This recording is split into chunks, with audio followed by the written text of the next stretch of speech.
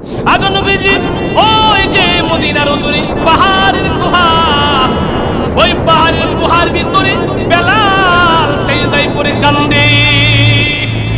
আগে নবীজি ওই গুহার ভিতরে গেলে বেলাল পাবেন।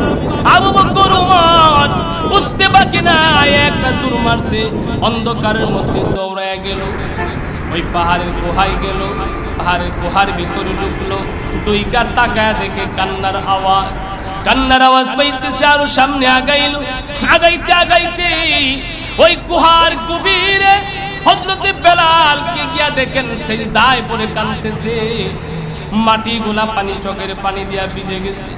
হযরত বেলাল ফোফায় ফোফায় কান্দে।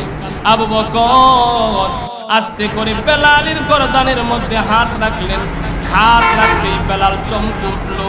গুহার ভিতরে আমি একা, কে আসলো আমার পিঠে, কে হাত রাখলো? বলা, ইয়া রাসূলুল্লাহ, ইয়া হাবিবাল্লাহ, ওগো নবীজি আজকে মসজিদে নববীর মধ্যে আগে নবীজি ওই যে মদিনার উদরে পাহাড়ের গুহা, ওই পাহাড়ের গুহার ভিতরে বেলাল সিজদায় পড়ে কান্দে। আগে নবীজি ওই গুহার ভিতরে গেলে বেলাল পাবেন।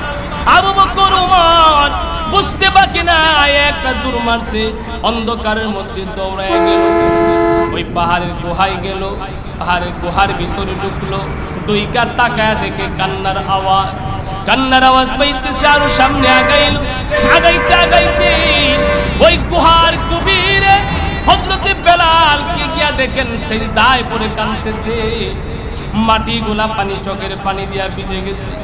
হযরত বেলাল ফোফায় ফোফায় কান্দে।